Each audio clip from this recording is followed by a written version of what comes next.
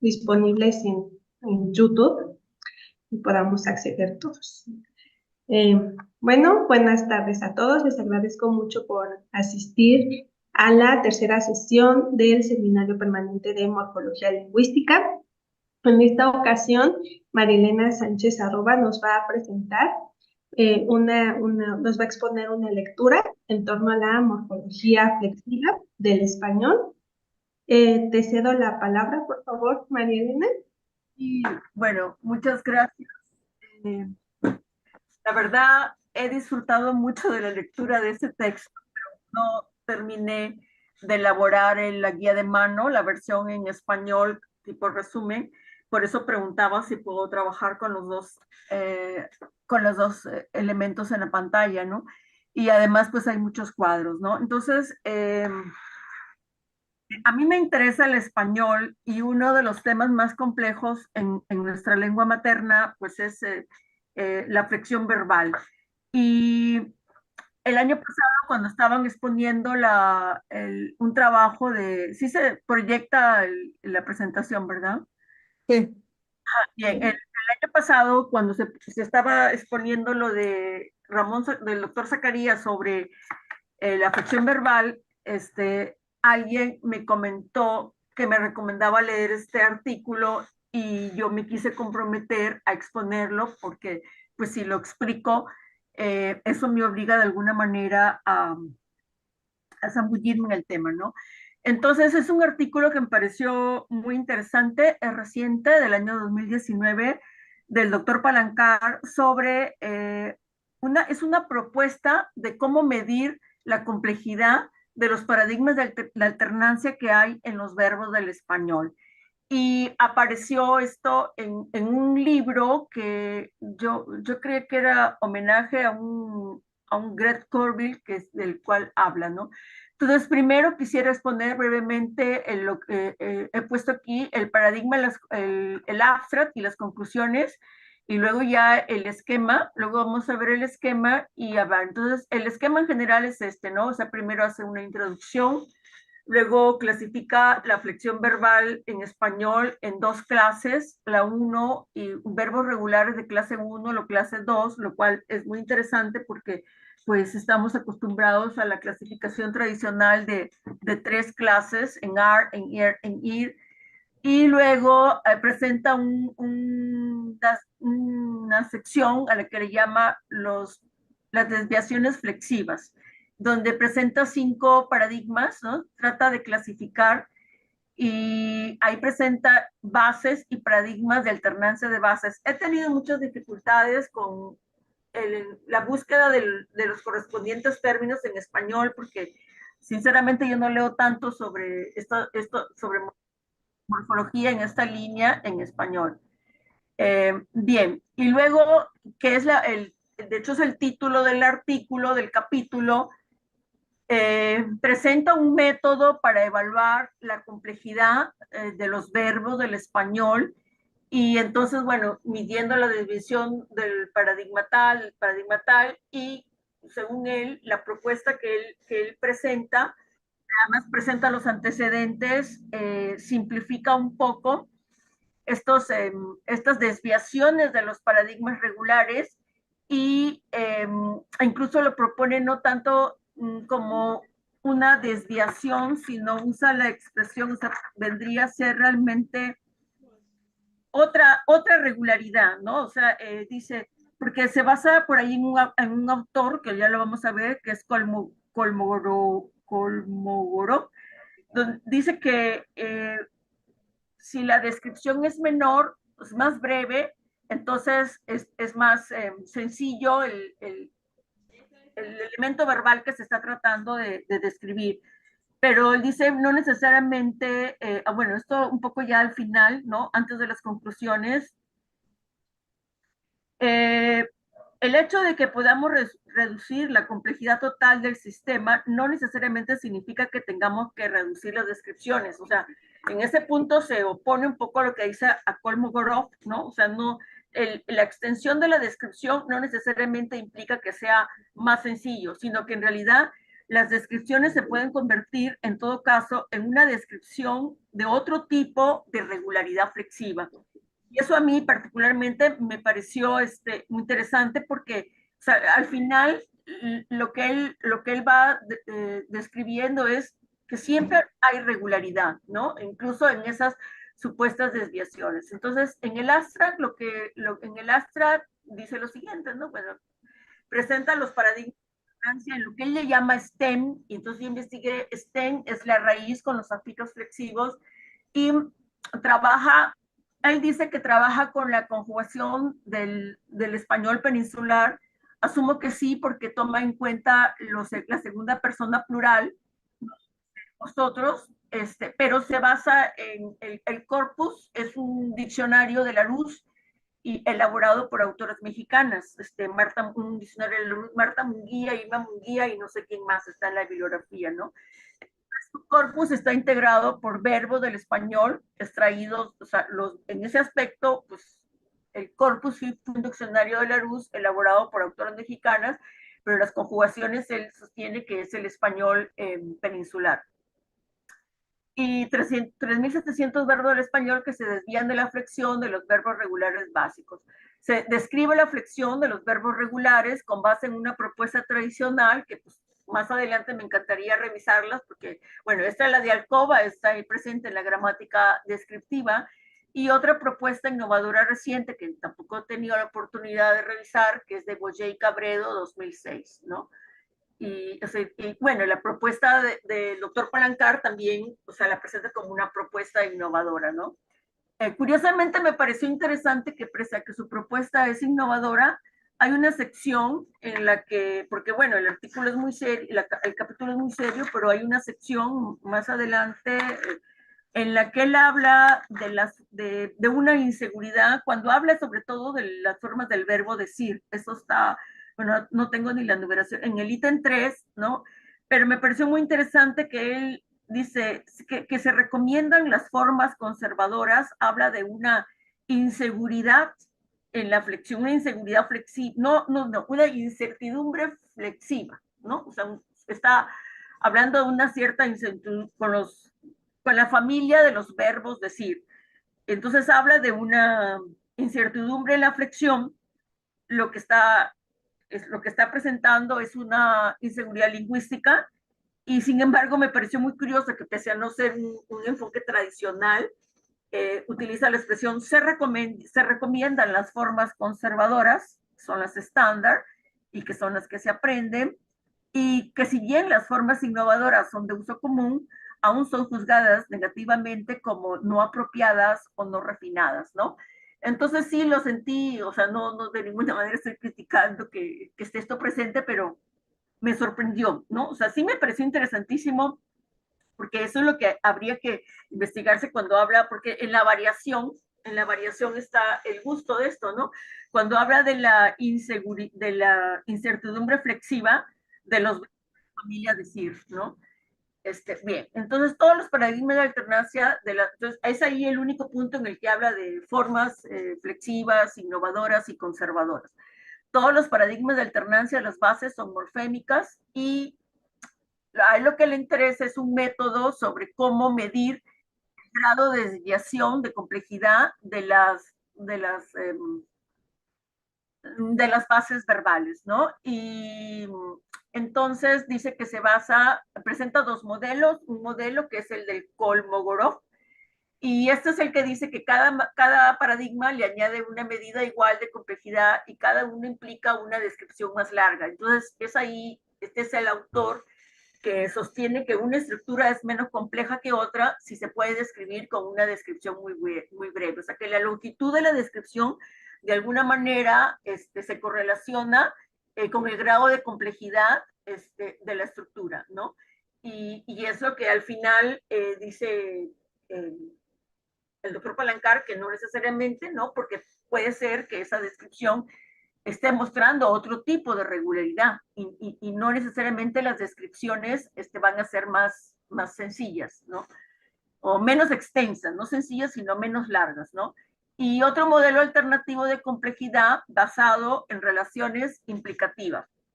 Entonces aquí me pareció muy interesante porque yo soy sincera, yo no he visto esto de la morfología implicativa, o sea, no estoy así fuertemente involucrada en la investigación de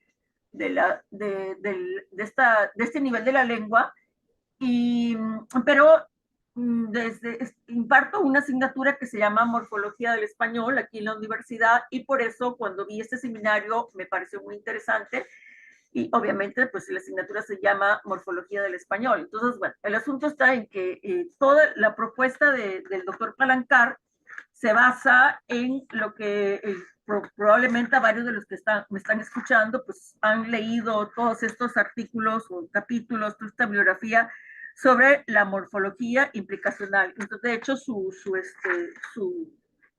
propuesta personal de método para evaluar el grado de complejidad tiene en cuenta, acá está, el poder el predictivo de las relaciones implicativas, ¿no? Dice, en el ítem 4, o sea, dice, desde un enfoque alternativo de la complejidad, no todos los paradigmas añadidos a un paradigma simple tienen que verse necesariamente como costosos en su aplicación. Dice, se puede predecir por la presencia de otros paradigmas. En otras palabras, siguiendo las propuestas de la morfología implicacional. Entonces, bueno, cuando leí esto dije, tienes que ponerte a leer en algún momento sobre esto de la morfología implicacional en Ackermann, 2009, 2013, 2005, 2010, ¿no? De hecho, son todos después del 2009, 2010, ¿no? Y entonces dice, bueno, pues podemos tomar el poder predictivo que de las relaciones implicacionales. Hay que tener en cuenta el poder predictivo de las relaciones implicacionales. Por ejemplo, el hecho de que aparezca el paradigma 2 y el paradigma 5 en los verbos de las clases terminados en I es dependiente de P1. Bueno, a mí me gusta mucho todo este tema de la topología y los universales. Yo cuando vi esto de las relaciones implicativas y ya cómo lo iba describiendo en este punto de los paradigmas, pensé, ¿no?, en las implicaciones tipológicas, porque, bueno, de hecho, yo no sé si es el enfoque, pero entiendo que el doctor Palancar tiene un interés tipológico, ¿no? Entonces, cuando está hablando aquí de las implicaciones, pero no, bueno, implicaciones no de lengua, sino de las estructuras, ¿no?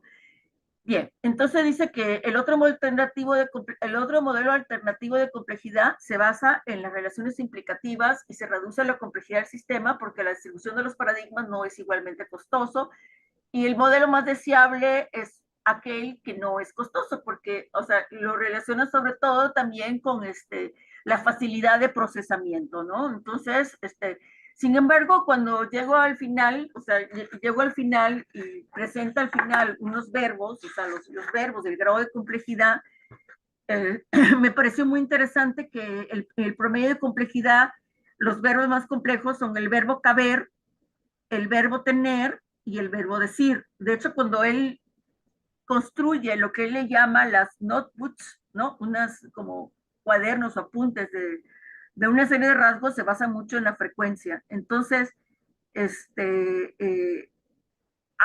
la tabla 17 al final presenta lo que él llama verbos para desviaciones flexivas y bueno, cuál habría sido el promedio de complejidad. Y entonces los verbos más complejos ahí, creo yo, de lo que yo entendí, pues habría sido el caber, le ponen más 4, ¿no?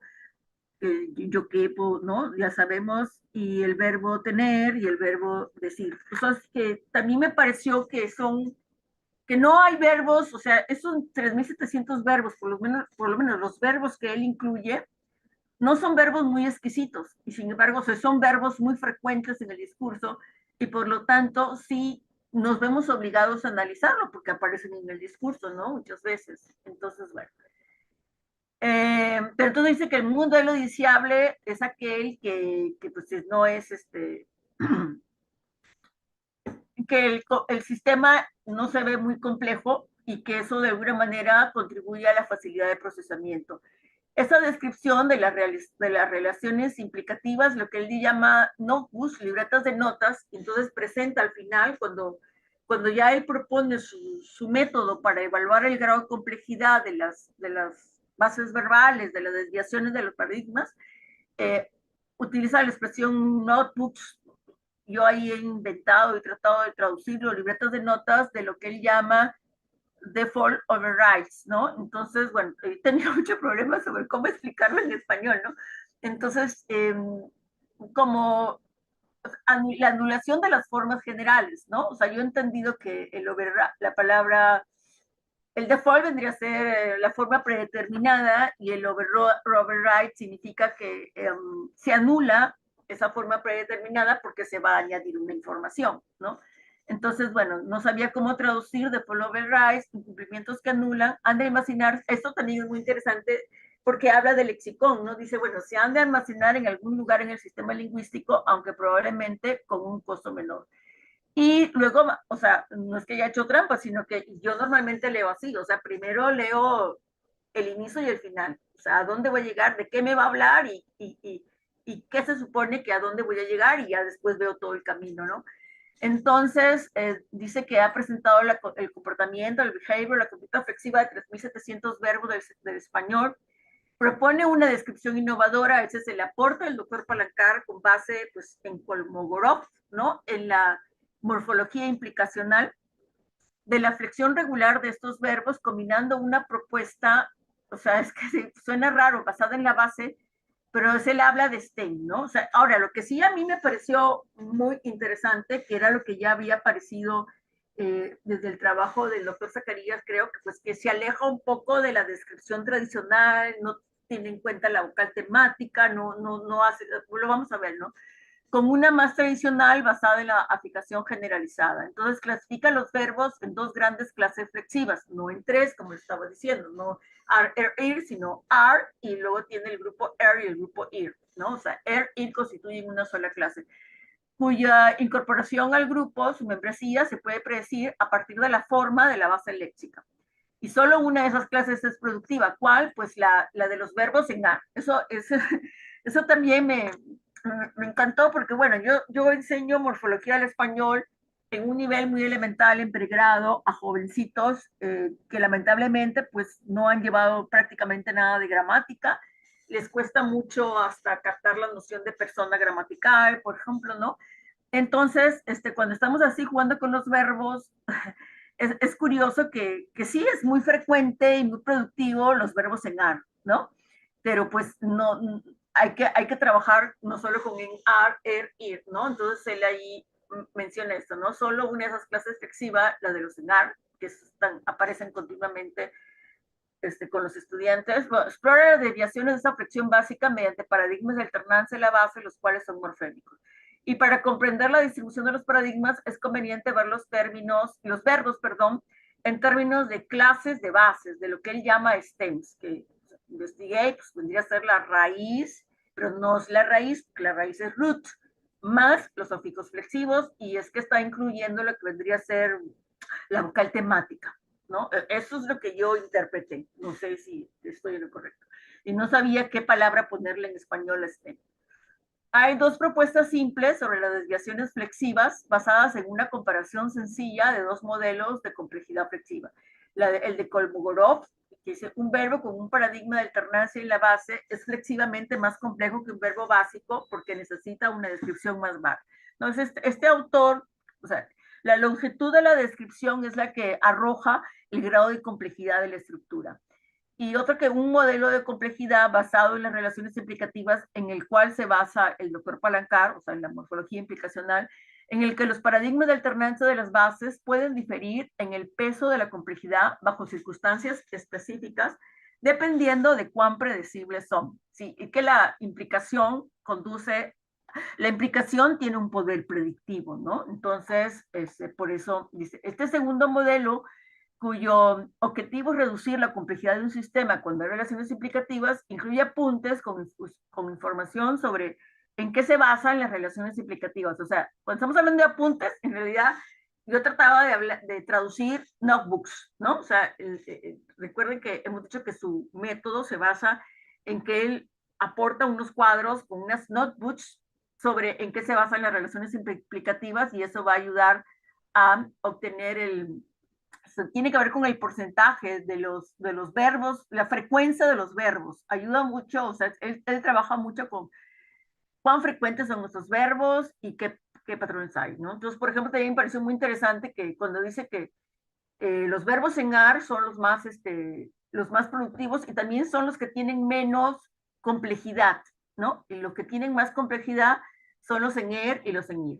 Las descripciones de estas notebooks con información son información que se debería almacenar en algún lugar en el sistema, aunque con un costo menor. O sea, en realidad, esta es la propuesta básica del artículo, ¿no? O sea, dice, esa, ese método de medición propone unos notebooks, ¿no? Con información en la cual se basan las relaciones implicativas. Bien.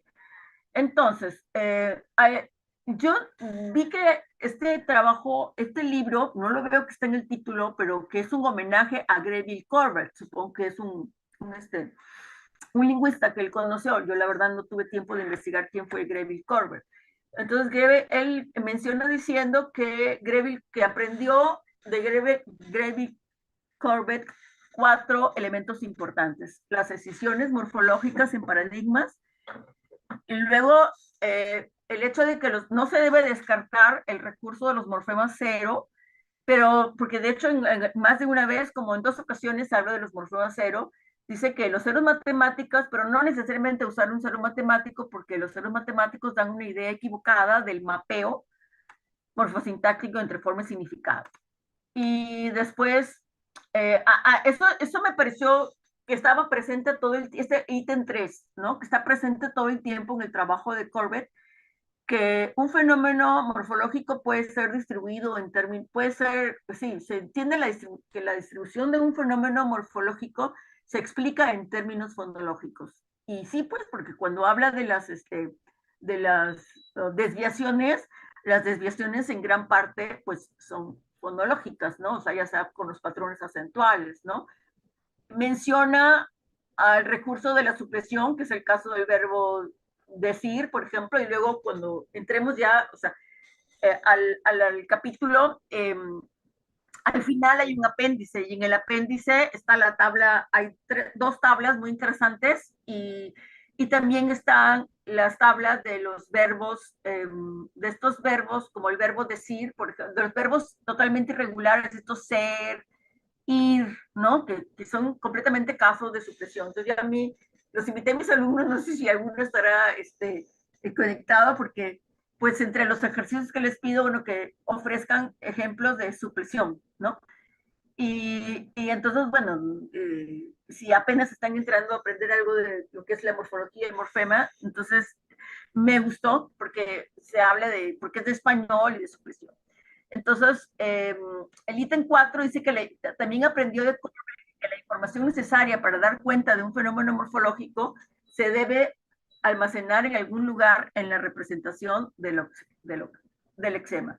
Entonces, sus objetivos al escribir este capítulo fue revisar la flexión de los verbos del español, combinando la propuesta tradicional de Alcoba 99, que está en la gramática descriptiva, la de Bosque de Monte, los libritos azules, como alguien diría, y otra más innovadora de Boyer y Cabrero, 2006. Y dice que conviene que todos los paradigmas se presenten y se discutan en una sección, lo cual lo hace en la sección 3, ¿no? Pero está hablando de los paradigmas de alternancia, porque en las 2 habla de las clases flexivas, y los paradigmas de alternancia en la sección 3.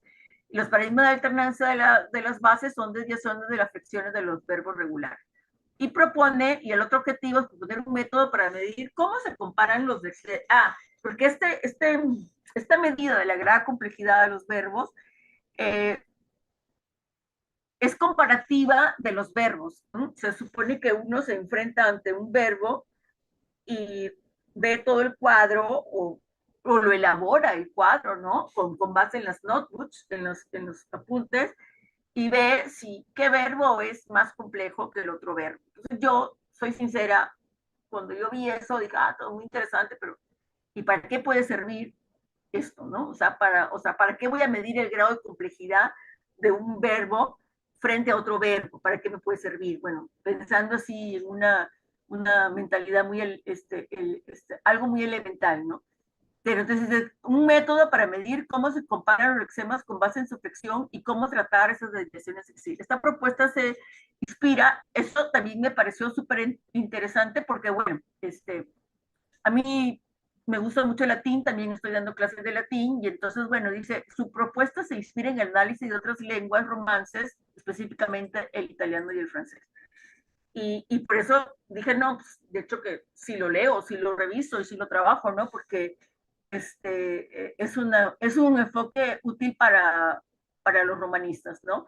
Entonces, las bases de la propuesta de Palancar dice, bueno, esto de la network morphology, morfología red, lo he tratado de, basada en Brown y estos autores 2012, las desviaciones son anulaciones predeterminadas. Así fue como traté de traducir The Follower Rights. Cada anulación añade un elemento adicional al grupo de reglas, ofreciendo una medida concreta de la irregularidad.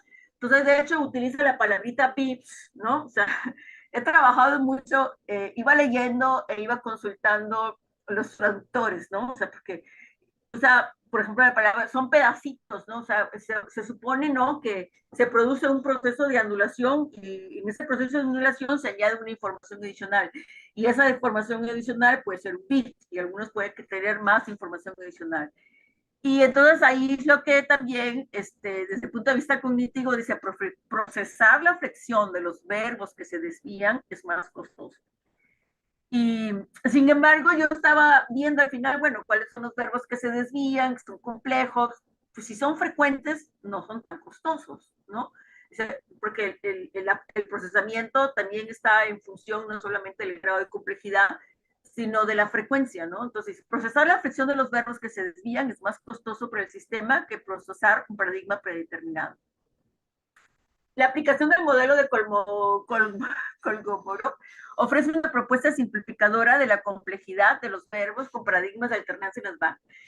Entonces, se propone un enfoque alternativo de complejidad que incluye relaciones implicativas y el hecho de los paradigmas de alternancia en las bases están predeterminados para ciertos verbos y por tanto son menos costosos para la complejidad del sistema. O sea, todo lo que es default, ¿no? O sea, pero él habla de la expresión verbos básicos, no utiliza la expresión verbos regulares, utiliza la expresión verbos básicos. Entonces, él establece unas notebooks, unos apuntes de lo que se considera una predeterminación flexiva y una predeterminación anuladora, ¿no? Entonces, la predeterminación flexiva vendría a ser los defaults presentes en los verbos básicos y la anuladora, y lo que hablan de los overouts, ¿no? En gramática del español, para el contexto de cada desviación específica. Al menos eso fue lo que yo entendía. Yo estoy tratando de explicar lo que yo creo haber entendido. La verdad, o sea, por supuesto que lo pienso volver a revisar porque pues voy a terminar de hacer me quedé en la mitad del resumen. Entonces, estos notebooks se establecen con base en la frecuencia de los distintos tipos en un corpus de 3.600. Bueno, y aquí estaba lo que mencionaba, ¿no? Que el enfoque tradicional, que es el que viene, pues, por ejemplo, nosotros, yo con mis alumnos utilizo la gramática básica, ni siquiera el manual, la gramática básica, pero basado en la nueva gramática de la lengua española, 2009, de la RAI sale, ¿no? Y entonces, bueno, el enfoque tradicional habla de 4 elementos, ¿no? Entonces, ya sabemos, la vocal temática, aparte es la raíz, la vocal temática, lo que se llama el TAM, el tipo de modo, ¿no? Y el otro es la persona y número de secuestro. 1, 2, 3, 4. Yo sinceramente con mis alumnos hacemos esto, ¿no? O sea, porque pues, estamos usando la gramática de la RAE, ¿no? Y cantaba, ¿no? O sea, aquí está cantaba, se movió, ¿no? Entonces igual, muy bien. Pero entonces él está comentando que Boyer y Cabredo en el 2006 hicieron una propuesta y ellos hablan de 11 espacios, porque hablan de 11 stems, o sea, 11 bases en un paradigma de un verbo del español. Entonces aquí ya empieza, este es Palancar y este es Boyer y Cabredo 2006. Entonces aquí es muy interesante, pues ya cambió y pues ya no hace el desglose de la vocal temática, sino cantar. Entonces dice, bueno, esta es la raíz, cantar, y es la STEN 7, o sea, la STEN 7 que solo aparece en el pasado imperfecto, ¿no? Y ya solamente queda como flexión la marca de persona y número para el imperfecto, ¿no? Entonces, esto era Boyé Cabredo. Y entonces ese sería el tú cantabas, ese sería el él cantaba, ¿no? Entonces, pero, o sea, ese 7 quiere decir la STEN 7. Muy bien. Esta es la propuesta de Palancar, que es más sencilla, ¿no? La STEN 7 o base 7 se usa solo para el tiempo imperfecto. Imperfecto.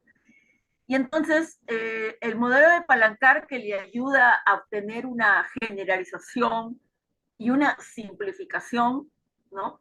Combina las dos propuestas anteriores, o sea, la tradicional y la de Boy Cabredo. Y entonces él siempre se cantaba, ¿no? Ese cantar, y está además la forma para imperfecto y la marca de segunda persona singular. Por eso que luego cuando abra las tablas del artículo de Palancar, vamos a ver, o sea, sí es interesante porque al final solo hay que jugar con cambios fonológicos, patrones acentuales, ¿no? Y por ahí la inserción de alguna consonante, ¿no? Y acá te cantaba, entonces cantaba, no se desglosa para nada, cantaba, ¿no? Entonces yo dije, no, pues a mis alumnos les encantaría trabajar con el modelo de Palancar, que no tienen que estar haciendo tantos cortes, ¿no? Entonces cantaba el imperfecto en tercera del singular. Entonces se minimiza la variación alomórfica. Por eso es que yo estaba escuchando aquella vez la propuesta del doctor Zacarías, porque pues, hay que pensar también en lo que sea didacta, porque no es sencillo para los alumnos, ¿no? Si no es sencillo para nosotros, o sea, imagínense para jovencitos de menos de 20 años. Se minimiza la variación alomórfica involucrando la marca de persona y número y se propone una base que se, bueno, esto está literalmente lo que dice Palancar, una base que se siente más, o sea, bueno, ¿qué dice el doctor Palancar? O sea, bueno, ¿por qué o sea, alguien puede decir, bueno, ¿y por qué haces esto? ¿Por qué simplificas tanto, no? Entonces, él dice que esta base se siente más natural para la fonología de las palabras del español. Eso también me pareció muy interesante porque hay una parte cuando dice, por ejemplo, porque yo viví, o sea, yo viví, tú viviste, ay, no, bueno, no sé, no hay palabras en español que tengan una I átona en posición de coda. Y entonces, con base en eso, a ver, ahorita voy a buscar en dónde está esto, es lo que hace él, que como mencionó antes, que iba a recurrir a Corbett, que la distribución se hace con base en patrones fonológicos, ¿no? Entonces también me pareció muy interesante cuando explica aquí un paradigma de desviación y él dice, a ver, déjeme ver, es el verbo vivir. Acá está. Esta es la tabla 4, cuando habla de la clase 2 y conjuga el verbo vivir en presente, pues entonces dice, yo vivo, tú vives, él vive, vivimos. Entonces dice, bueno, ¿y por qué vives? ¿Por qué vive? ¿Y por qué no es tú vivis, él vivi? ¿No? Tendría que ser yo vivo, tú vivis, él vivi, nosotros vivimos, vosotros vivís, ellos viven. Y entonces no, en vez de vivís es viven, y en vez de viví, de vivi es vive. Bueno, entonces él lo que dice es que lo que pasa es que no hay ninguna palabra hispana que tenga una I átona en posición de coda. Y esa es la razón por la cual o sea, está pasando aquí, que en vez de decir vivis, decimos vives. O sea, la I pasa a ser E. Y en vez de decir vivi, pasa a ser... Entonces, eso... cuando encontré eso me acordé de lo que él había dicho aquí, porque claro, cuando uno está leyendo y encuentra este corte tan simplificado, en contraste con el tradicional que está presente en la gramática de la RAE, ya sale, pues uno dice, bueno, ¿y qué pasó acá? Entonces, por eso lo puse tal cual él lo dice, ¿no? Porque esta base es más natural para la fonología de las palabras del español. Entonces, él tiene en cuenta no solamente los verbos, sino una descripción general, o sea, de lo que aparece en cualquier palabra en español. Y es como está tratando de explicar aquí este paradigma de la clase 2, ¿no? Que dice, bueno, pues la I pasa a E porque no puede haber una I átona en posición de coda. Entonces, las clases flexivas o conjugaciones del español son tres. Y la forma infinitiva, bueno, lo que decía antes, ¿no? O sea, las tradicionalmente hemos aprendido que son tres, la propuesta tradicional, ¿no? O sea, ar, er, ir. Boye y Cabredo, ya no me acuerdo si proponen dos, no lo sé. Y, no, sí, Boye y Cabredo se basa en las clases de STEM. Yo creo que dijimos que, creo que él era el que proponía 11 bases, ¿no? 11 bases. Y Palancar, o sea, Palancar 2019, siguiendo a Boye y Cabredo, sostiene que hay dos grandes tipos de paradigmas sobre cómo se flexionan y que la pertenencia a uno de esos paradigmas se obtiene a partir de la forma fonológica de cada base léxica. Y a los verbos regulares los llama verbos básicos. Luego a las clases flexivas entonces, el ítem 2, clases flexivas, estoy mirando la hora, clases flexivas verbales del español, tenemos paradigma de verbo del español que tienen el aparato flexivo más simple, porque requiere la mínima cantidad de información morfológica, lo que sea como Gorov, la descripción más breve. Entonces, los verbos básicos, voy a correr ya. Entonces, los verbos básicos podrían actuar como una forma determinada general, no habla de verbos regulares, pero Balancar propone solamente dos clases, ya no las tres, sino dos. Entonces, la clase 1 está integrada por los verbos en A, que son son los más productivos, perdón. El verbo vendar, hola, el verbo vendar y el verbo amar, y los verbos de la clase 2, y aquí incluye a los verbos que terminan en E, pues ahí me faltó el signo de número que indica posición final y oni. Vender, poner, vivir. Entonces, bueno, para eso, para hacer esa clasificación de solamente dos y no tres, él se basó en 4.805 verbos que encontró en el diccionario Laurus del 98 de Díaz Ataray, y eliminó 1.218 verbos porque son verbos derivados. Y también eliminó 800 verbos por ser verbos efectivos. Entonces, al final le quedaron los 3.700 verbos. De las dos clases, la más productiva, el 84% de los verbos que él encontró, 3.104 de los verbos son en AR, ¿no? Y solo el 16% de los verbos son de la clase 2 en heroína. Entonces, luego dice el paradigma de los verbos de la clase, bueno, que hay 6 valores, bueno, él está hablando de la segunda del plural, 3 modos, varios tiempos, y bueno, la base, entonces, estas tres bases flexivas, déjame, estas tres, la base básica, ¿no? Es que él llama base STEM, ¿no? O sea, la palabra está usando STEM. ¿Cómo se almacena fonológicamente en el lexicón? Eso también me pareció interesante porque habla mucho también del almacén. Dice, bueno, eso tendría que estar almacenado en algún lugar, ¿no? Muy bien.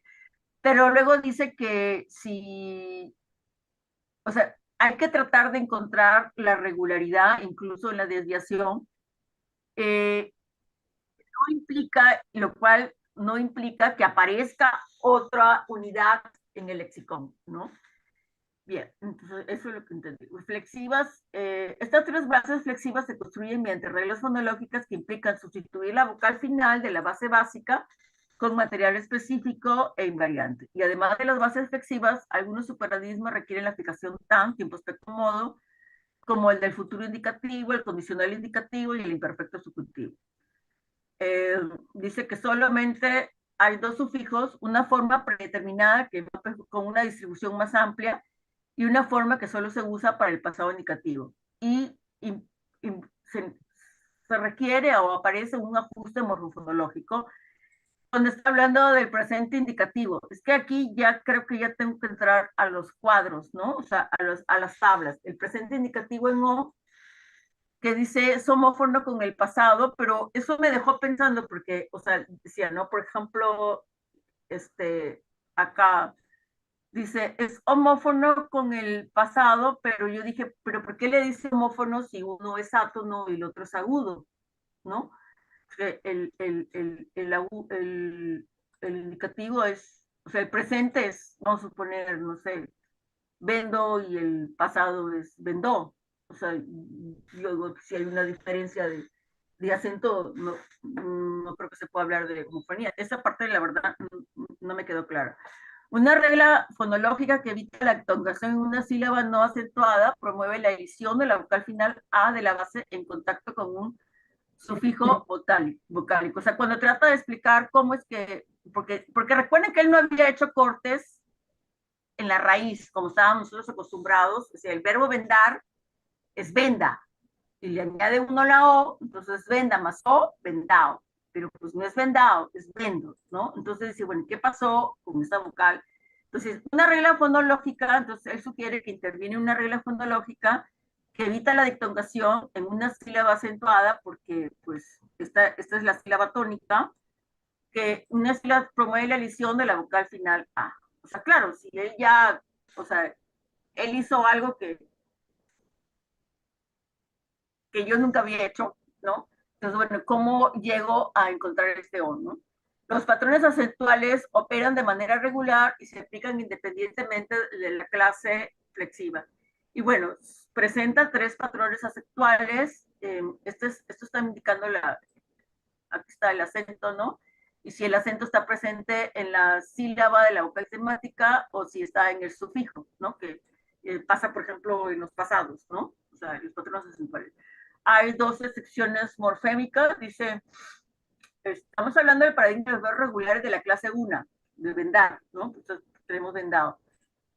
Y la decisión de la primera persona plural y la segunda persona plural del resto en los tiempos presentes. Y la decisión de la primera persona singular y la tercera persona, tendríamos que ver los cuadros. Ahora, luego presenta el paradigma de los verbos regulares de la clase 2. Recuerden que aquí en la clase 2, el que es menos productiva está incluyendo a los en ER y a los en I. Verbos cuyas bases terminan en E y en I. Involucra la construcción de la base y hay una diferencia. Entonces, bueno, es aquí donde, a ver, ¿cómo le hago para cambiar? O sea, ya están viendo la otra, están viendo, se ve el artículo. Hola. No. No, todavía no. Tengo que indicar aquí que cambio la pantalla. New share. Ok, gracias, ya entendí. Ok.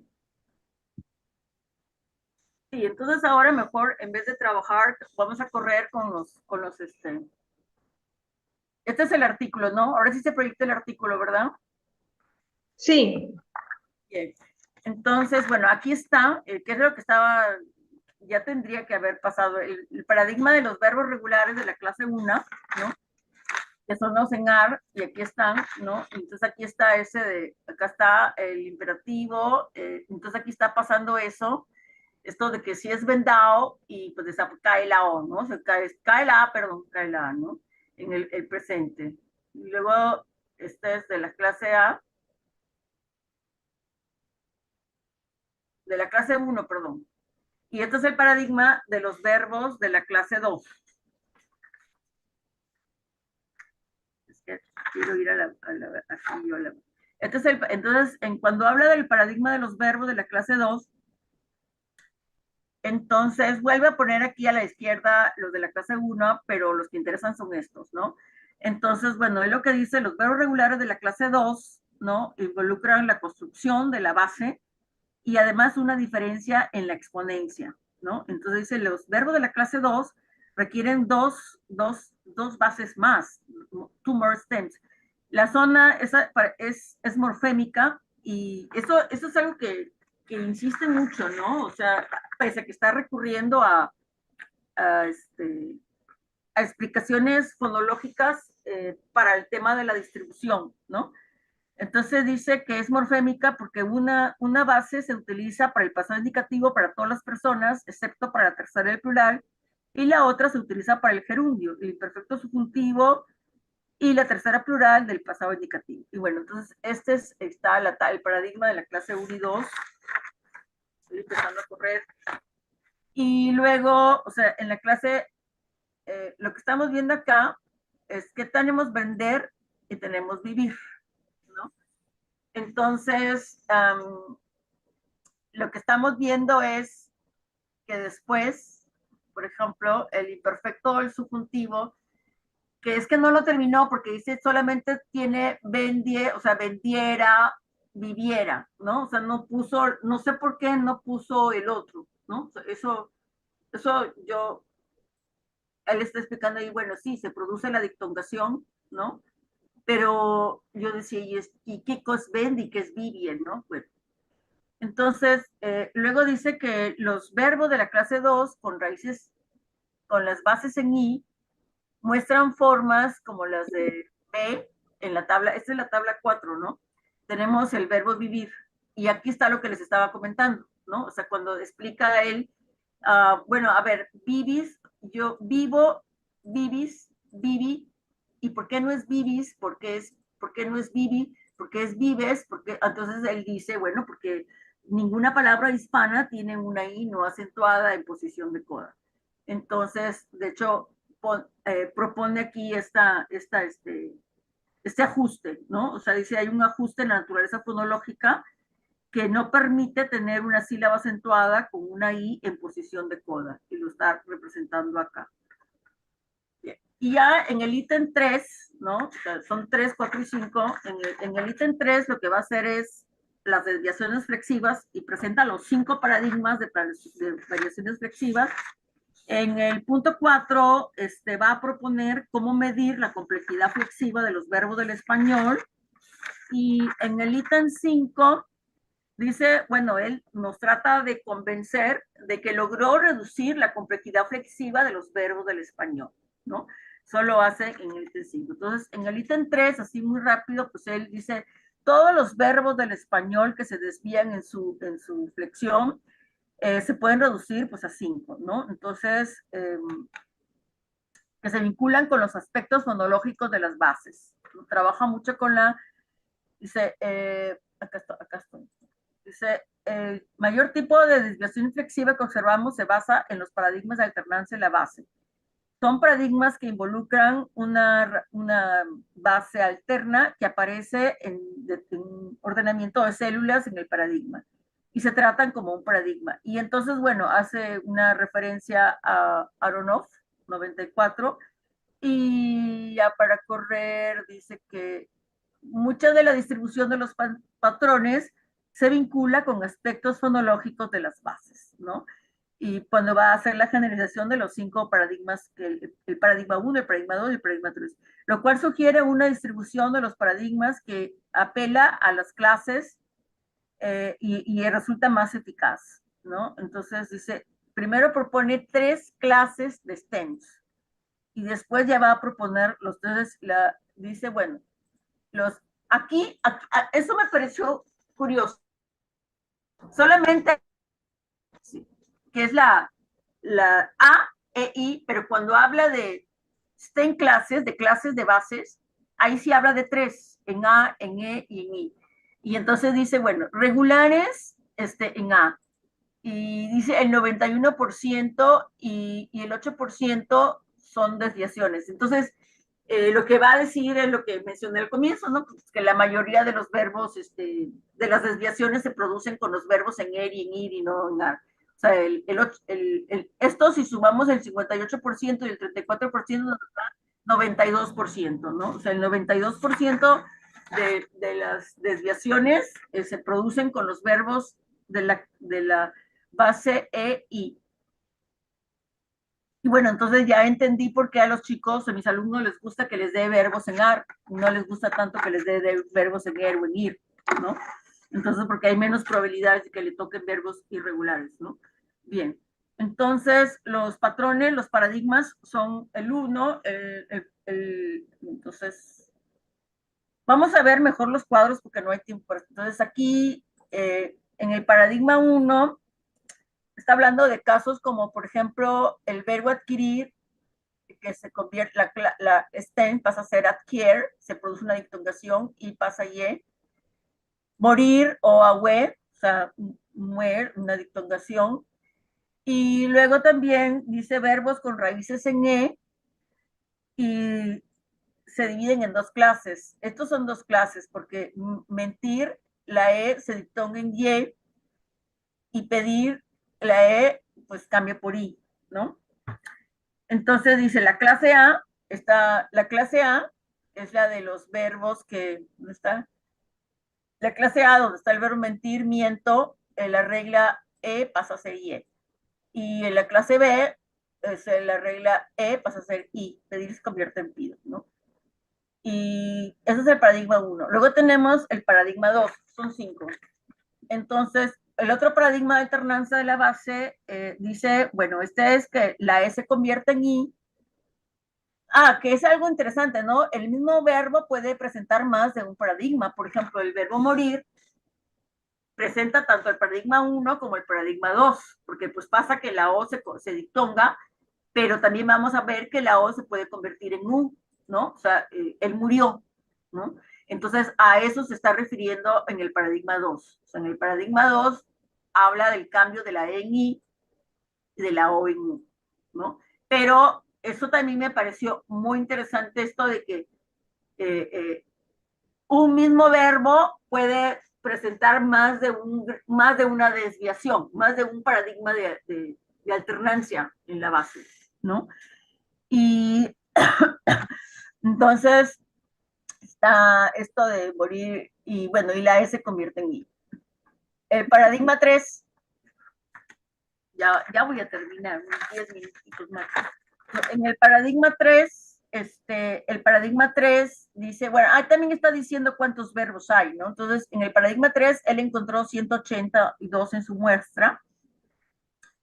Y entonces en el paradigma 3 tiene estas situaciones interesantes de la inserción de consonantes, ¿no? De las velares, ¿sí? De las consonantes sonorantes, o sea, la velar, la velar, la sorda y la sonora, ¿no? O sea, acá de padecer, padezco, tener, tengo, decir, digo.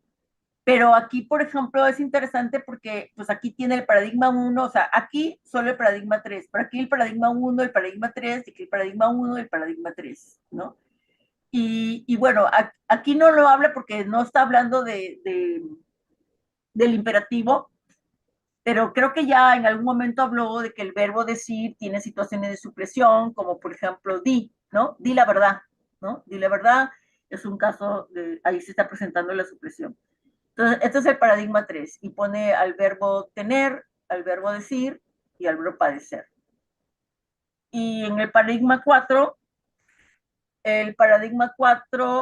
que tiene que ver con porque no va a ser, o sea, no va a ser, no son agudas, sino que se convierten en grave, ¿no? O sea, por ejemplo, traer nuestra I, ¿no? Nuestra I, entonces, bueno, acá tenemos el verbo traer y dice el verbo traer presenta dos desviaciones, la del paradigma 3 y la del paradigma 4, ¿no? Y bueno, aclara también en qué tiempos, ¿no? En el pasado indicativo y en el imperfecto del subjuntivo, ¿no? Entonces, ¿por qué acá, bueno, creo que también cuando estaba hablando de este paradigma, hace referencia también a los casos en los que algunos hablantes dicen trajera y no dicen trajera, ¿no? Entonces, ese es el paradigma 4. Y bueno, acá hay un cambio diferente en presente del subjuntivo, ¿no? Entonces, bien, entonces en la tabla de 8 está el paradigma 3, no, este es el paradigma 4 y finalmente el paradigma 5, perdón. El paradigma 5, que es muy chiquito, solamente incluye el verbo decir, pero dice que el verbo decir constituye toda una familia, porque pues, puede tener bendecir, maldecir, contradecir, ¿no? El paradigma 5 es por el verbo decir, que afecta a la base utilizada para construir el futuro y el condicional. Diré, no diría. Y entonces aquí donde habla de la forma subjetiva, no es o sea, el verbo también tiene la forma subjetiva di, ¿no? Bien, Y entonces ahora ya vienen lo que vienen a ser sus aportes, ¿no? Que va a ser lo de la medida, pero antes lo que hace es como una clasificación tipológica, que es la línea de trabajo de este autor, ¿no? O sea, dice una tipología de las desviaciones, y por eso pues trabaja en la comparación, todo esto de las desviaciones que involucra los paradigmas, ¿no? Hay 5 paradigmas de alternancia de la base. Ajá. Y entonces él presenta 9 tipos de posibles combinaciones. Y acá están los paradigmas. Bueno, esta letra pi esta letra pi griega significa, ay, ¿qué significa la letra pi? Que se utiliza para, aparece, o sea, que aparece un determinado paradigma, ¿no? Entonces, bueno, si acá tenemos, quiere decir que aparece el paradigma 1 en el tipo 1, en la desviación, en la combinación 1, son 9 combinaciones.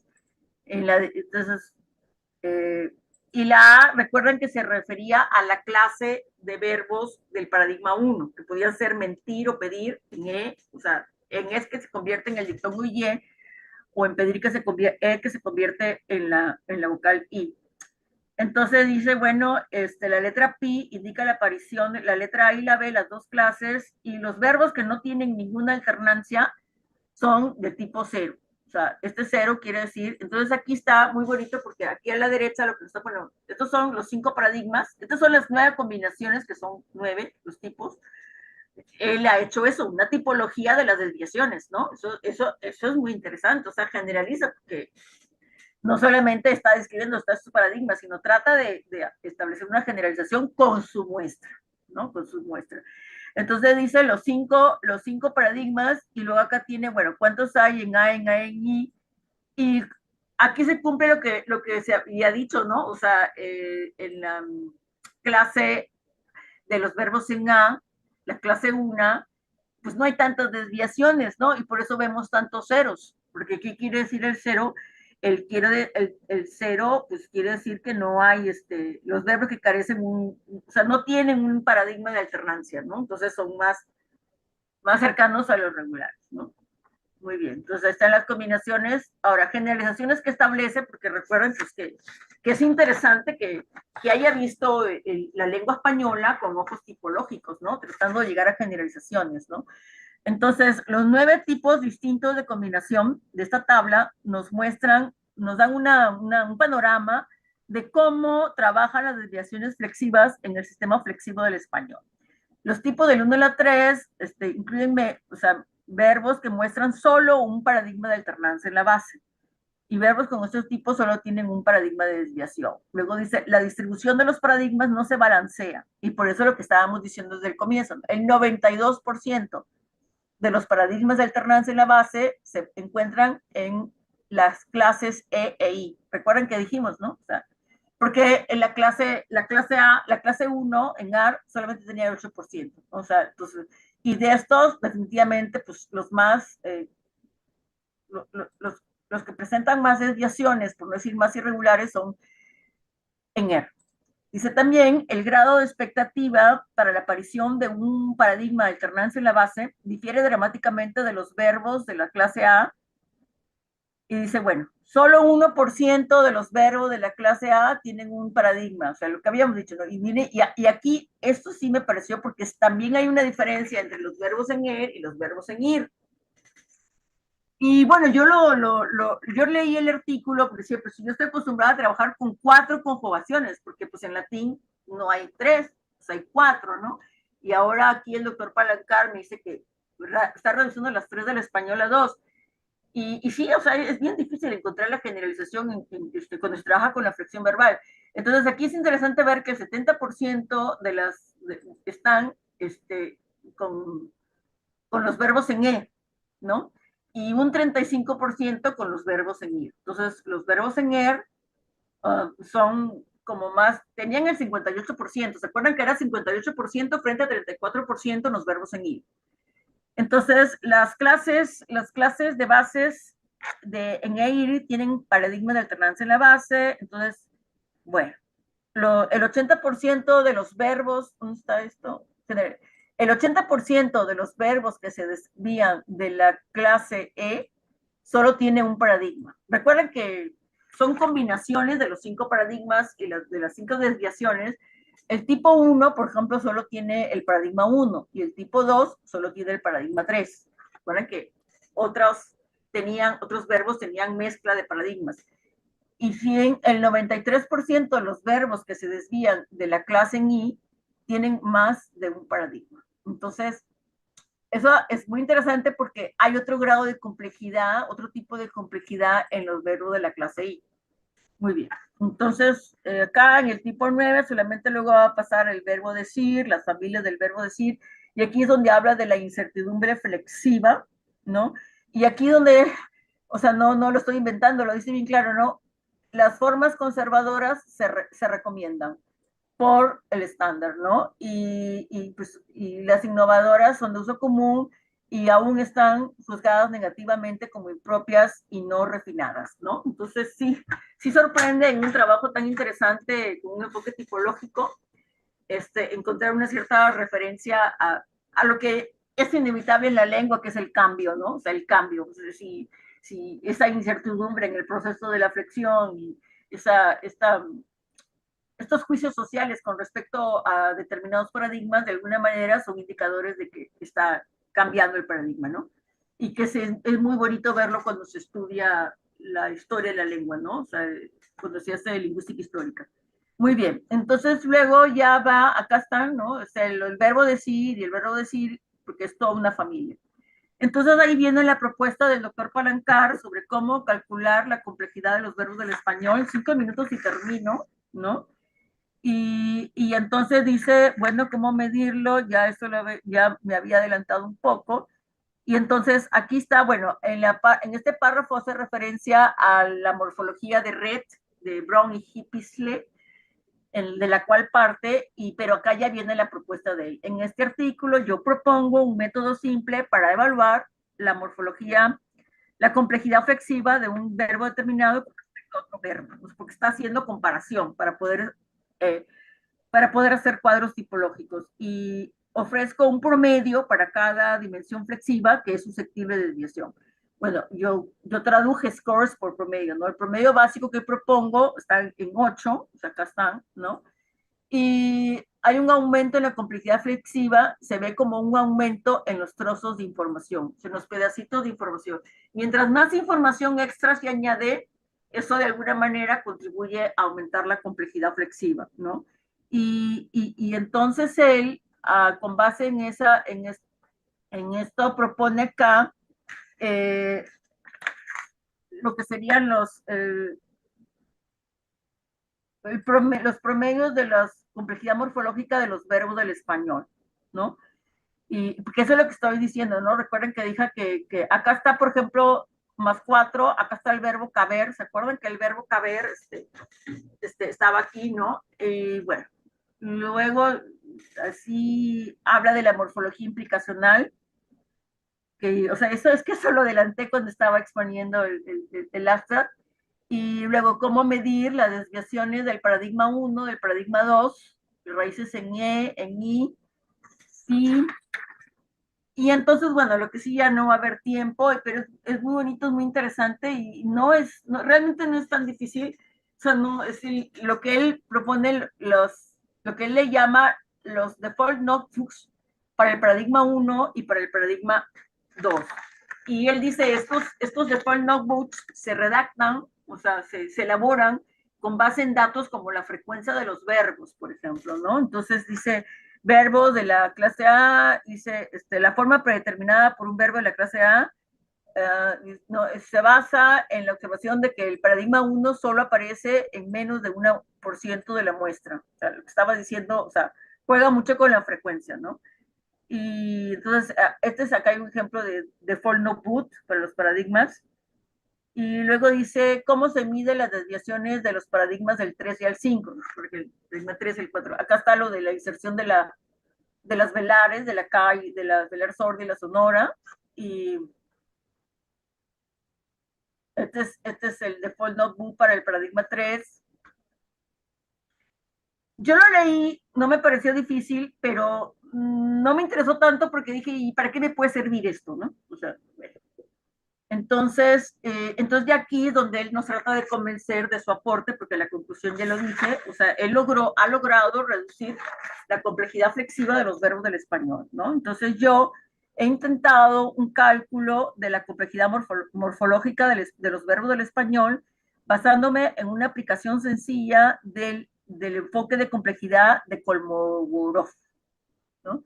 Entonces, de este punto, de una muestra de 3.698 verbos que pertenecen a las clases A, E, I, 3.663, o sea, el 90%, son los únicos verbos con cero complejidad morfológica, o sea, prácticamente verbos básicos regulares, ¿no? Porque son los que no tienen ningún paradigma de alternancia, o sea, el 90%. De la clase A, ¿se acuerdan, no? De la primera clase.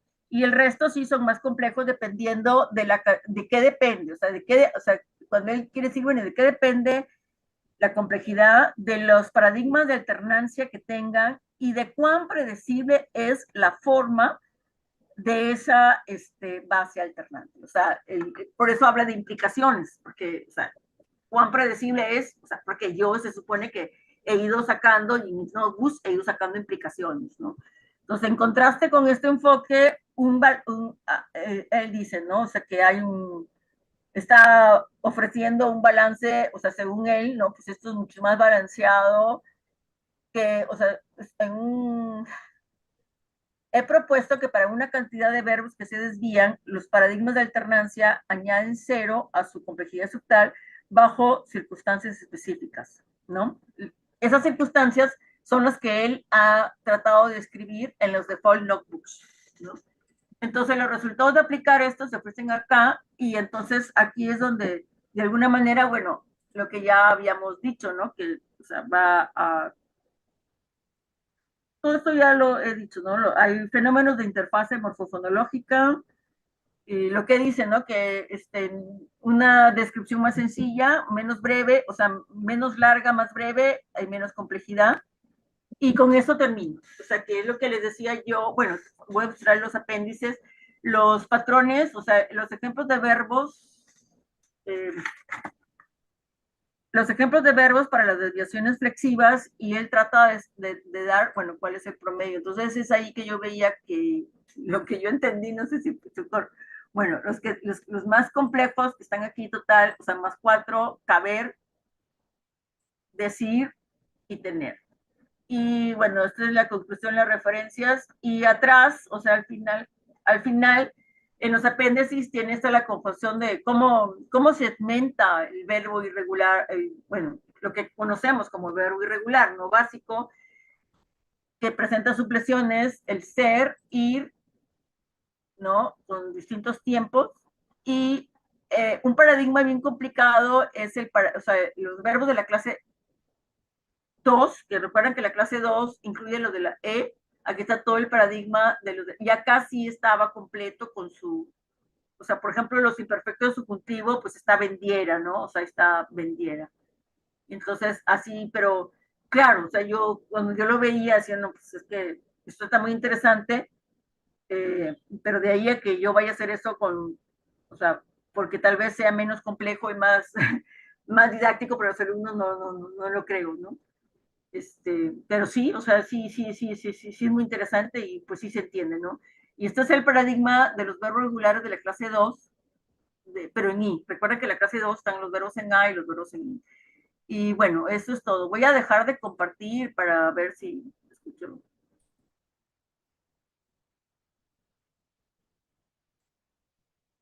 ¿Cómo se hace para no compartir ahora? Share. Debe de salirte algo que dice dejar de compartir pantalla en la parte de arriba. Es lo que estoy buscando. Dice un participante no A puede. ver, Estoy en la parte de, no veo dónde me sale dejar de compartir. ¿Por qué no me deshabilitan mejor? Porque no. esto, ya, listo. Ay, no. Ah, otra vez volvió. Cierto, ya, deshabilítame. Ya, gracias, disculpa. Ujú. Sí, ya quedó, ¿verdad? Ya quedó, ya quedó. Ya, perfecto. Bueno, muchas gracias, María Elena, por tu exposición. Gracias por haberte propuesto para presentar esta lectura y por tu participación constante. Creo que casi desde que iniciamos con el seminario, ¿no? Ahí por el 2022 creo que has sido participante frecuente, ¿verdad?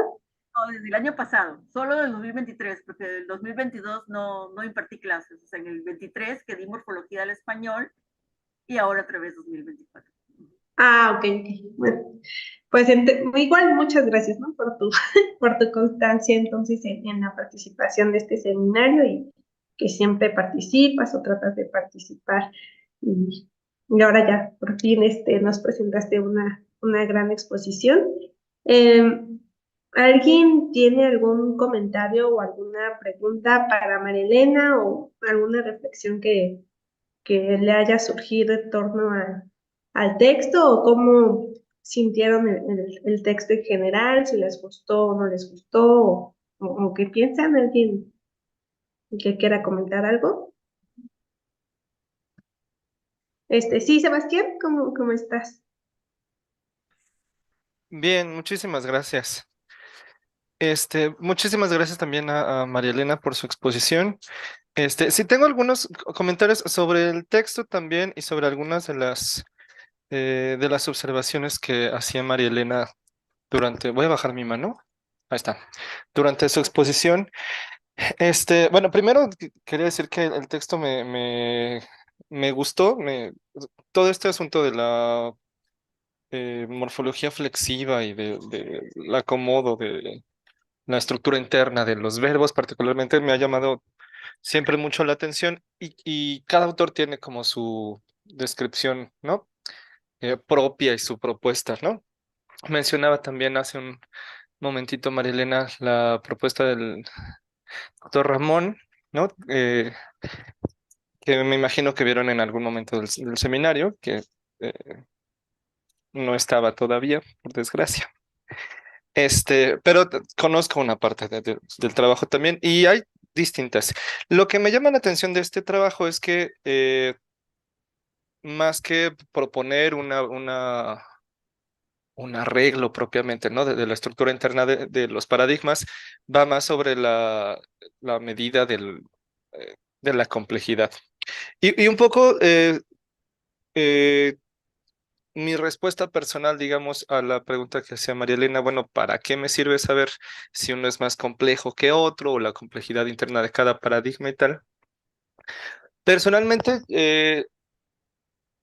a mí me interesa el asunto y me sirve, digamos.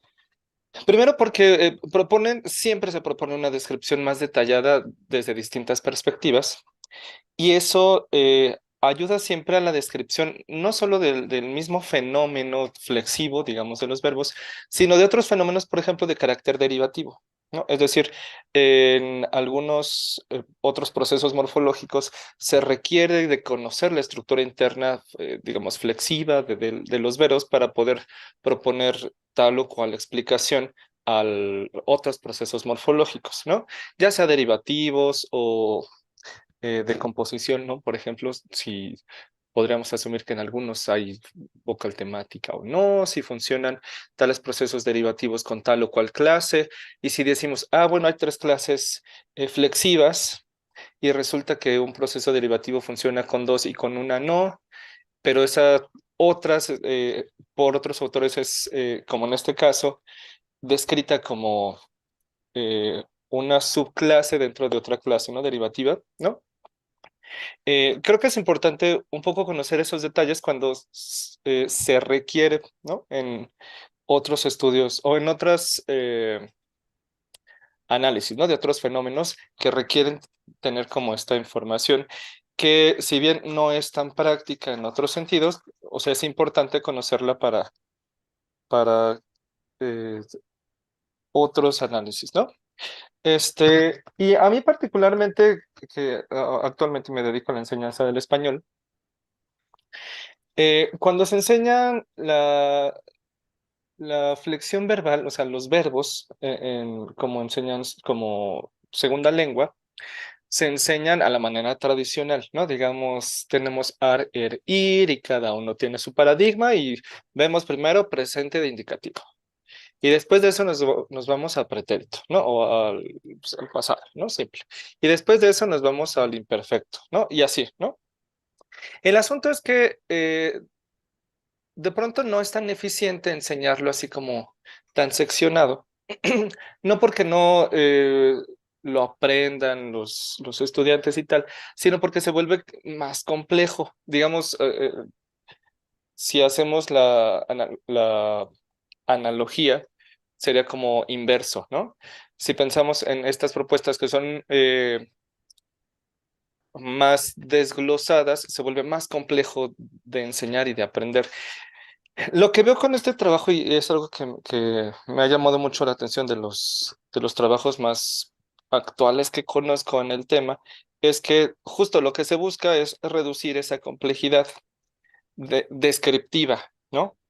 Y eso a mí particularmente me sirve para poder, por ejemplo, eh, enseñar que tenemos dos paradigmas generales en presente de indicativo, ar y luego ir juntos. Con la nota, ¿no? Digamos de que en la primera persona del plural hay un cambio de vocal en los verbos que terminan en ir o en er, por ejemplo, que digamos que es la única persona en la que cambia, ¿no? Por ejemplo. O cuando vemos los verbos irregulares, eh, mm, es más sencillo ver, por ejemplo, que tenemos ciertas personas donde no cambia la vocal y otras donde sí cambia, y el cambio tiene que ver con el acento, ¿no? Por ejemplo, es, pienso en pedir, ¿no? Por ejemplo, el, la, el cambio vocálico ocurre solamente en las tónicas, ¿no? Pido, pides, pide, pero cuando es átona, como la primera persona del plural, pedimos ya no cambia, ¿no? Por ejemplo. Y digamos, conocer como todas estas propuestas y de qué manera se reduce la complejidad descriptiva, al menos en mi área de conocimiento y mi área práctica, pues facilita mucho el desarrollo de herramientas didácticas para la enseñanza de la lengua, ¿no? Un poco es la reflexión a la que llego después de esta pregunta, porque entiendo muy bien de dónde surge eh, esta observación de María Elena, que también veo que se dedica a la docencia. Dices, bueno, yo entiendo como todo este aparato descriptivo, pero yo no puedo presentarle a mis alumnos no así como estas tablas y decirles que arreglas fonológicas y morfofonológicas y tal, tal, tal. Pero creo que sí, como docentes, digamos, de este lado, nos permite tener una comprensión un poco más amplia del fenómeno y entonces proponer herramientas didácticas y pedagógicas que resuelvan de alguna forma las dificultades que se tienen en la enseñanza del tema, ¿no? Por ejemplo. Y bueno, esas eran como un poco las reflexiones a las que me surgieron después no solo después de leer el artículo, pues, sino de la exposición de María Elena, que me pareció como muy detallada también. Y pues ya, muchas gracias, María Elena, otra vez por la exposición. Yo creo que te estaba escuchando con atención porque no es lo mismo enseñar el español como segunda lengua que hablantes, ¿no? Entonces, sí, cómo no te va a interesar porque es uno de los temas más complejos, ¿no? En el caso de mis alumnos son jovencitos de menos de 20 años, hispanohablantes, en los que en realidad se asume que sí saben conjugar, ¿no? O sea, no tienen que aprender las conjugaciones, sino más que nada es el análisis morfémico, los cortes, y es por eso que a mí me interesaba ese tema. Pero, por supuesto, como profesores tenemos que saber y leer mucho más de lo que leen los alumnos, y por otro lado, pues uno también, o sea, dije yo, pues yo no me dedico a la morfología, hace mucho tiempo que yo dejé mis lecturas de morfología, ya no sé en qué año, ¿no? Entonces, esta lectura me ha servido mucho para actualizar la bibliografía.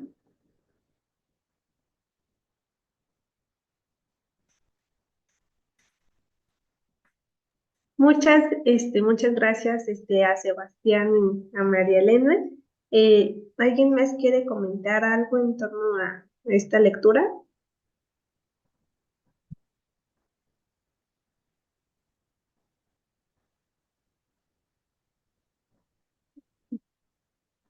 ¿Y yo puedo hacer una pregunta? Claro. Yo tengo ganas de preguntarle al doctor Zacarías, que él sí es especialista en este tema, en morfología y en las flexiones verbales, y fue la exposición sobre, o sea, la lectura de su trabajo, ¿no? La que de alguna manera me condujo a querer revisar ese tema de las flexiones verbales y otra propuesta. Entonces fue Armando Mora quien me sugirió leer este artículo. Si te interesa este tema de las flexiones, ¿tú cómo lo ves? Si es que lo has leído o lo verificaste. Bueno, hola, espero, es que hay mucho ruido ahorita aquí en mi casa, espero que no se, ¿sí me escuchan bien? Bueno, pues primero muchas gracias, María Elena, muy buena exposición. No conocía el artículo de Palancar, aunque sí conocía otros artículos, algunos, por ejemplo, de mi alumno Víctor, que también ha trabajado con complejidad morfológica. Eh, la verdad es que es muy interesante además lo que tú dijiste, ¿no? Que la clasificación por subtipos, a veces parece que no hay nada nuevo bajo el sol, por ejemplo, ya tiene tiempo que hay propuestas que decían que en realidad el español solo tenía dos clases, ¿no? La primera y la segunda. Eh, yo creo que hay que hacer una división, ya lo decía eh, ay, se me va tu nombre. María Elena. No, María Elena, Sebastián. Sebastián, perdón. Es lo malo que Sebastián pone CP Polanco. No, ya decía Sebastián. Yo creo que a veces los análisis tienen que ver con cuál es el objetivo, ¿no? Y desde luego, el artículo de Palancar es muy teórico, pero logra avanzar ciertas cosas en esto de la complejidad, aunque más bien desde un punto de vista fonológico, ¿no? Eso es interesante. Sí, Hay muchas cosas allí que yo ya había trabajado, a lo mejor si siguiéramos o el siguiente semestre trabajando con flexión. Hay un artículo que yo escribí con Víctor, ya en otro modelo, para analizar la flexión, ya no con los morfemas o con las raíces, sino por palabra completa, un modelo de palabra y paradigma moderno. Entonces creo que podríamos seguir complementando todo esto.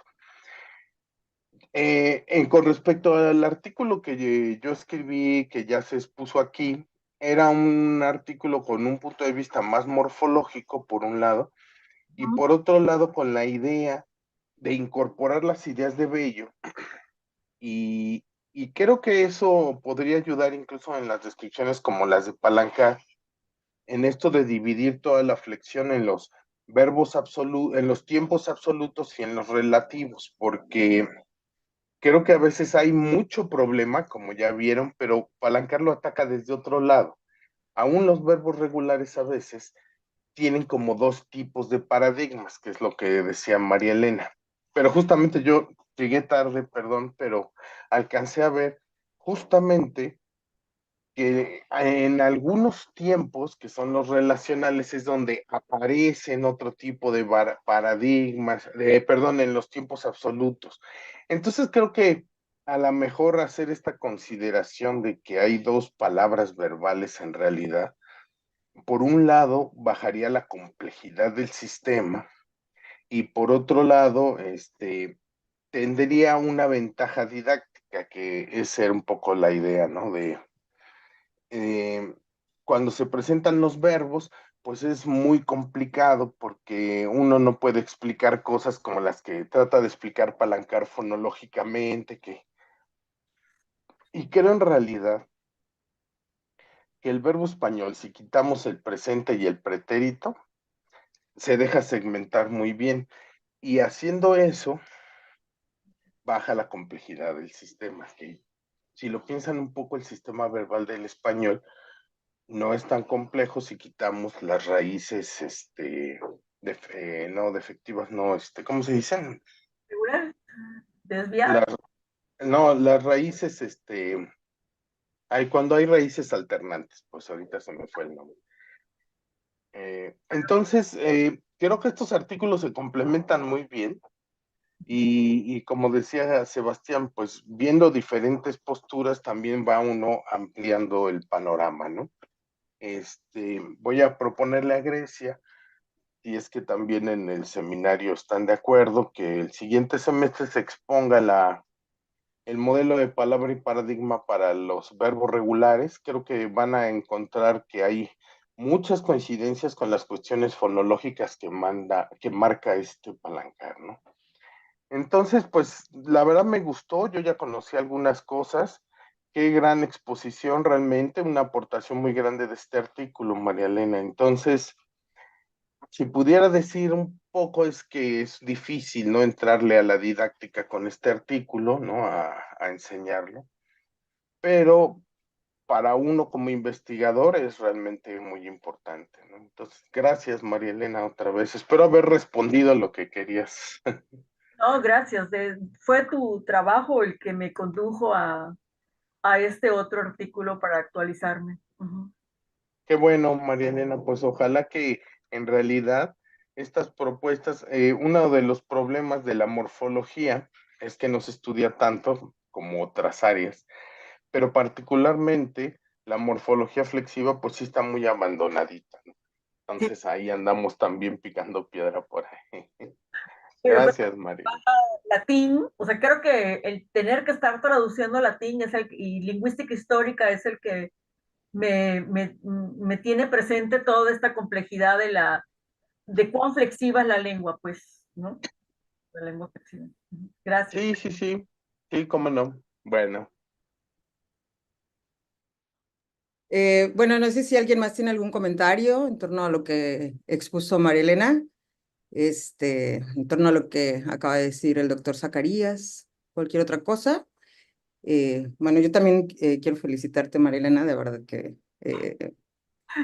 No, has expresado muy bien pues toda tu inquietud en torno a todo este análisis, ¿no?, que propone Palancar. Y pues también sería bueno a lo mejor el próximo semestre considerar esta lectura de la que habla el doctor Zacarías, también como para ir viendo pues estas propuestas que al final sí, pues nos aclaran muchísimas cosas y que son una alternativa pues muy útil, ¿no?, ante esta o simplificación, o más bien como decir, ay, sí, la morfología está hecha de morfemas y hay una concatenación así, ¿no? Entonces, bueno, estos análisis alternativos son muy interesantes. Pues no sé si alguien más tiene algún comentario, algo más que decir. Bueno, yo nada más así comentar brevemente, que sí, definitivamente tenemos que agendar esta lectura del modelo, porque de hecho se menciona en el artículo, ¿no? Que habla de modelos implicacionales en el de Palancar, entonces no sé si se refiere exactamente al de palabra y paradigma implicacional, pero yo creo que sí, ¿no? Porque definitivamente conforme iba leyendo, pues estaba pensando todo el tiempo en el artículo de Víctor Mijangos, según se llama, ¿no? Y de hecho creo que quizás hasta hubiera sido más didáctico para nosotros haber leído primero el de Víctor y ya luego el de Palancar, porque como el de Palancar ya era mediciones, un poco tipológico y todo, o sea, creo que fue un choque y creo que sí hubiera sido primero más didáctico empezar con el de Víctor, ¿verdad? Pero bueno, esperemos tenerlo fresco para el siguiente semestre, este artículo de Palancar, para, para cuando leamos el de Víctor. Y pues sí creo que les va a gustar y les va a interesar. Y bueno, sí, ya era lo único que quería comentar al respecto. Y pues agradecerles mucho a todos su participación constante. Hay muchos que se integraron hoy por primera vez al seminario. Espero que sigan teniendo interés en asistir en sesiones futuras. Espero volverlos a ver entonces en futuras sesiones. Y para la siguiente sesión que va a ser en abril, debido a las vacaciones de Semana Santa, pues sí, por esta ocasión vamos a tener 2 sesiones de seminario en abril. La siguiente sesión se programó para el martes 30 de abril. Según yo, no es feriado ni nada, y bueno, en esta ocasión se trata de un trabajo de investigación que nos va a presentar la tesista Fernanda Tierra Blanca sobre el sufijo ción y su innovación lingüística en la red, que según yo tiene que ver con estas creaciones bonitas, novedosas de la dormición y la lloración, tengo entendido.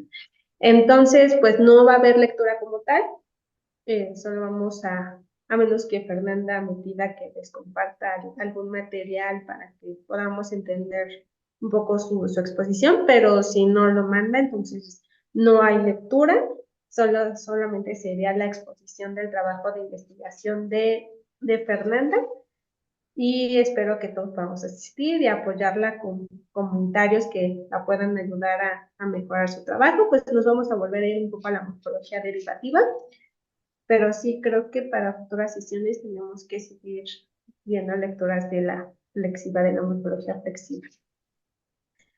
Y pues me parece que ya es todo, creo que ya podemos cerrar, a menos que alguien quiera comentar algo más. Si no, pues damos por concluida esta sesión y muchas gracias a todos por su asistencia. Y si María Elena me lo permite y nos quiere compartir su handout, ella me lo puede mandar y yo se los puedo enviar a ustedes para que tengamos como resúmenes de estas exposiciones, ¿no? De estas lecturas. Sí, claro, con mucho gusto. Ajá. Me quedé en Muchas gracias. 6 ítems, hice 4. Me quedé No, está súper bien. Y ¿El bueno, doctor Zacarías quería decir algo? No, es que eran unos aplausos. Ah, Pero ya, voy ya. sí, aplausos. Entonces, pues nos vemos el martes 30 de abril. Muchas gracias a todos. Gracias, Gracias, hasta luego. gracias.